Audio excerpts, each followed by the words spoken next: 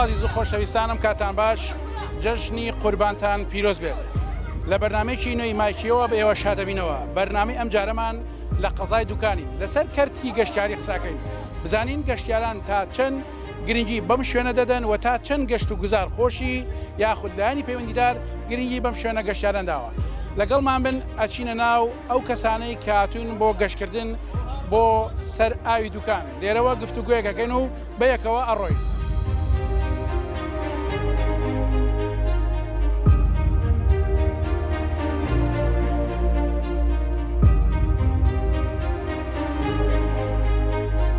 وڵات جێشی زۆر خۆشە بەسداوام لە گەشتیارانە کاتێک کە دێن پاکوخانی بپارێزن و تاو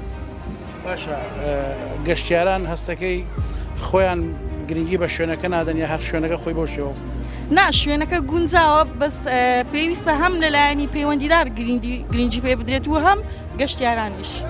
لێرە لە زۆربەی بۆنەکانە کارەساتی دڵتەزیان ڕۆدا چەند کەسێکە خنچەیە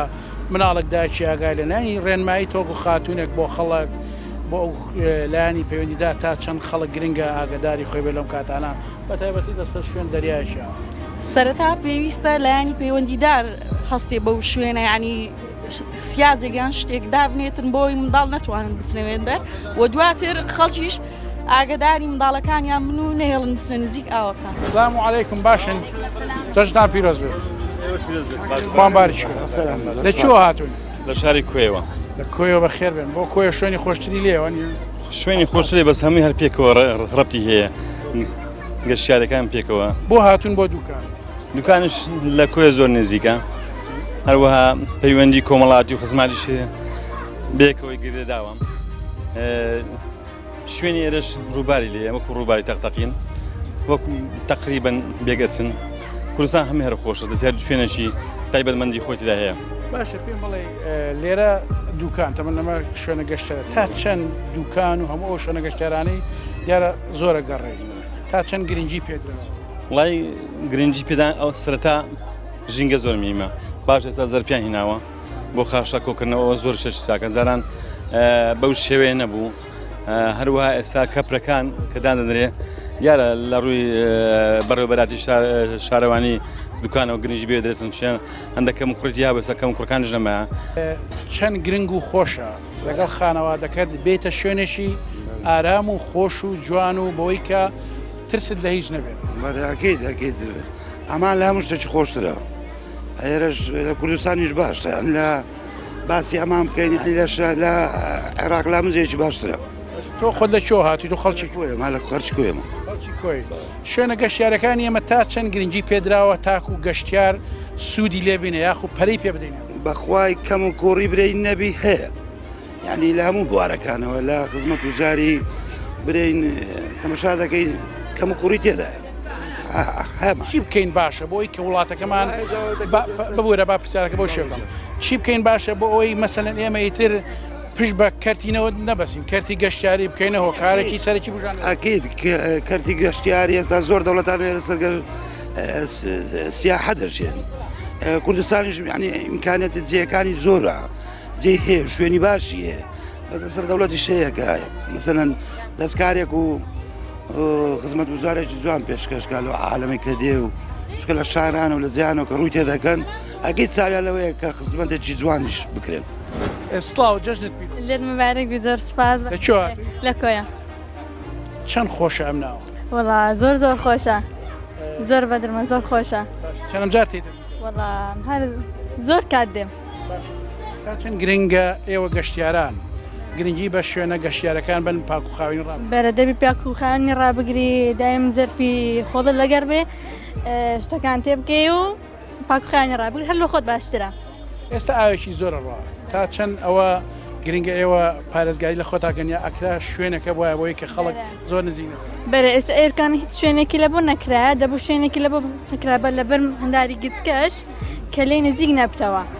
تا چەند ضرورە ئەم مناڵانە بێ وریان بی کە لەچنە نزیداوەکە وڵام مندار هەنابی نزیکە ئەمە ئێستا مەلەوانی جزاین ناچ بناوێت لە بۆی زێە بەێ وڵای خۆی دەبی جێکی ئەها لاچە بگرێت لەبوو مندارەوە بێ جێ و هادەبی ئەو چێوی لەبوو مندارن لەبوو مەلەوانی مندار حەزیان لێ بەس بۆچی جێەکانی ئێستا سێ تورکیای جیان جواز کردو لە بۆ منداریە تا لە بۆ زەڵامانش دیار چێت چوونە وەسەر بەحر ئارێوە باشە تەمەەن جەژنەوە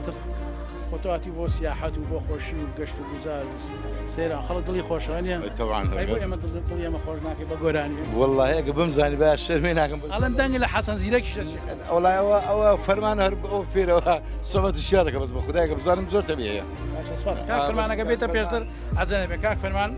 سڵاوتان لێ بێ لە هەولێرەوە بەخێر بێن تەمەن هەمووتان یەک عایلاتون پێم بڵێن تا چەند شوێنە گەشتیارەکان لە هەرێمی کوردستانە مەبەستم کە لە هەرێمی کوردستان بەگشتی تا چەند گرنگی پێدا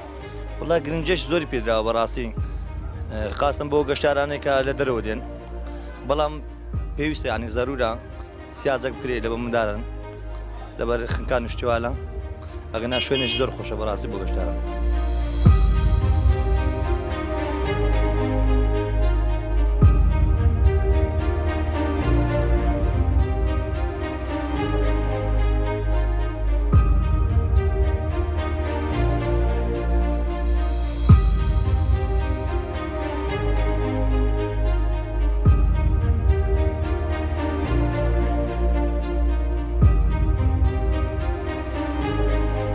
گفتوگۆمان کرد لەگەڵ بەشێک لە هاوڵاتیان لەسەر کەرتی گەشتیاری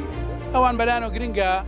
هەم گرنگ بە کەرتی گەشتیاری بدرێ گەشت و گوزار و هەم ئەم شوێنە گشتیانش بە شێوک لە شەوەکان بپارێزێت چکە ئێمە بینیم مناڵێکی زۆر لەم ناوە مەلەکەن ئاوێکی زۆر بەدراوەتەوە بەڵام زیاتر ئێمە بەردەوامین بەڵام بچمە سەر یەکێک لەو بەلەمانەی کە گەشتیاران یەن لێرە چەند ساتێک پێ ڕۆن بەناوم ئاوا بۆ خۆشی ئێمەش لەگەڵ خانەوادەیەکە ئەڕۆین بزانین تا چەند گرنگە بەلایەنەوە کە ئەچنە ناو ئاو چەند چی خۆشیەک بە گەشتیارانە بەخشێت لێرە تا چەند هەستەکەی شوێنەکان وەکو کەرتی گەشتیاری خود گەشت و گوزار گرنگی پێدا واللهی لە ڕێوی ینی گرنگی پێدان زۆر گرنگی پێ نادرێت بە شوێنە گەشتیاریەکان ئەگەر سیرکەی کوردستان زۆر شوێنی گەشتیاری خۆشیە بەڵام بەداخۆ هیچ گرنگێکی ئەوتۆی نییە ینی گرنگی پێ نادەن لە ڕووی گەشتیاریەوە پێویستە گەشتیاری لە ڕووی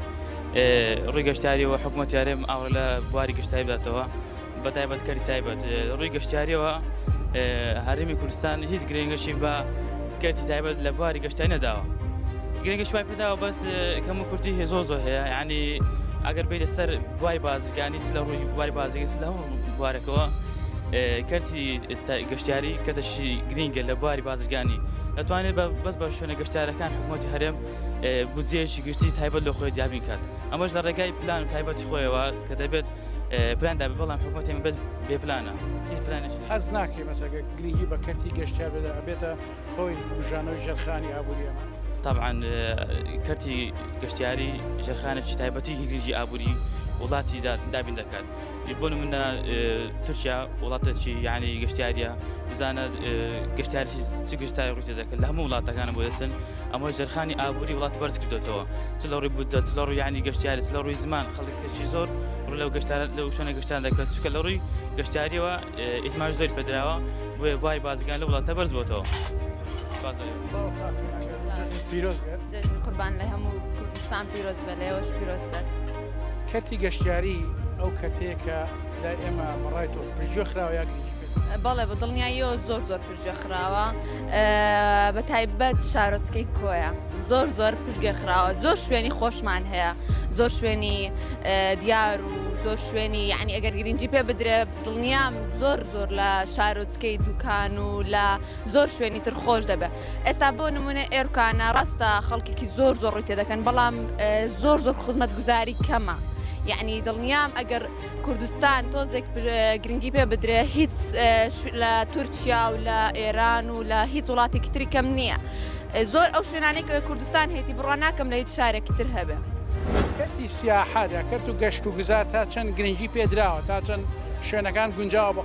والله ئەوەڵ سەر وەخێراتندان ئەەکەم وەخێراتن ئەی کەناڵە جواندانە ئەەکەم زۆر کەناڵێ ڕێکوپێکە و کەناڵێکە خزمەت خەڵکی کردیە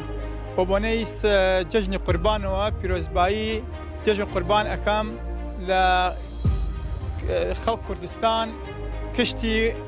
و تایبەتی کوردستان خانەقین و شار خانەقین کشوکزار با بێژین لە کوردستان زۆر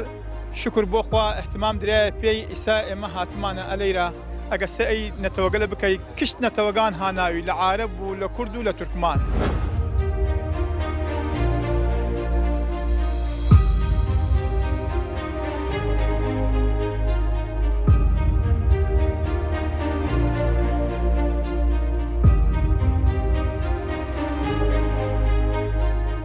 ئەوەی دەرکەوت کۆی گەشتیاران داواکاری ئەوان هەیە کەرتی گەشتیاری بێتە ئەو کەرتەی کە